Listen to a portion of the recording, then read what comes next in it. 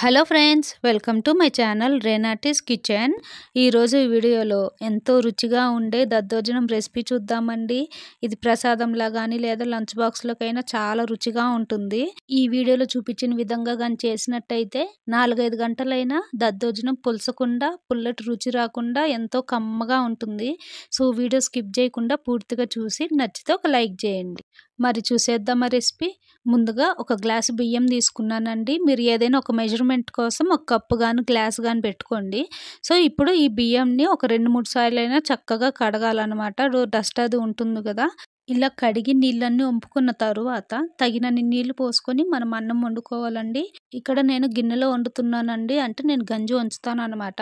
ఒకవేళ కుక్కర్లో వండేటట్టయితే 1-2 లేదా 2:30 అలా నీళ్ళు వేసుకొని అన్నం వండుకుంటే సరిపోతుంది. లేదా బియ్యాన్ని బట్టి మనకు నీళ్ళు పడుతుంది కదా. సో ఇలా కొంచెం మెత్తగా అయినా పర్వాలేదనమాట. సో చూసారా, ఇక్కడ అన్నం తయారైపోయిందనమాట. సో ఇలా కొంచెం మెత్తగా వండుకోవాలి. సో చూస్తున్నారు కదా, ఇలా వండుకున్న తరువాత నేను ఇక్కడ అన్నం అంతా దద్దోజనం చేయడం లేదండి. వండుకున్న దాంట్లో సగం దద్దోజనం చేస్తున్నానండి. సో తీసుకున్న అన్నాన్ని ఇలా స్మాషర్తో కానీ లేదా ఒక గిన్నె, గ్లాస్ లేదా పప్పు గుత్తి ఉంటుంది కదా, దాంతోనే ఇలా మెత్తగా నలుపుకోవాలన్నమాట. వీలైనంత మెత్తగా మెదుపుకోవాలండి. సో ఈ వీడియోలో చూస్తున్నారా ఎలా మెత్తగా అయిందో. సో ఇలా మెదుపుకుంటే సరిపోతుంది. లేదా చేత్తో అయినా మెదుపుకోవచ్చండి. కాకపోతే అన్నం వేడిగా ఉంది కాబట్టి నేను స్మాషర్ని యూస్ చేశాను. ఇప్పుడు ఇందులోకి ఒక అర గ్లాసు కాచి చల్లార్చిన పాలు వేసుకుంటున్నానండి. సో ఇప్పుడు ఒకసారి కలుపుకుందాము.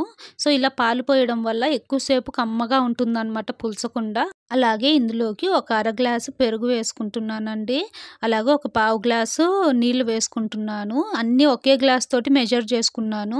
సో ఇప్పుడు అంతా ఒకసారి కలుపుకుందామండి. అన్నం మెత్తగా అయితే ఇలా ఉంటుందన్నమాట. నోట్లో వేసుకోగానే కరిగిపోతుంది. సో అంత రుచిగా ఉంటుంది అనమాట. ఇప్పుడు పోపుకి తయారు చేసుకుందామండి. పోపు కోసం ఒక ప్యాన్లోకి ఒక 3-4 టేబుల్ స్పూన్ల ఆయిల్ వేసుకున్నాను. అలాగే కొంచెం శనగబాయలు వేసుకున్నానండి. అలాగే తాలింపు గింజలు, మినపప్పు, శనగపప్పు, ఆవాలు, జీలకర్ర, అలాగే కొంచెం ఎండుమిర్చి వేసుకున్నాను. అలాగే కొంచెం కరివేపాకు వేసుకున్నానండి. ఇప్పుడు ఒకసారి కలుపుకుందాము.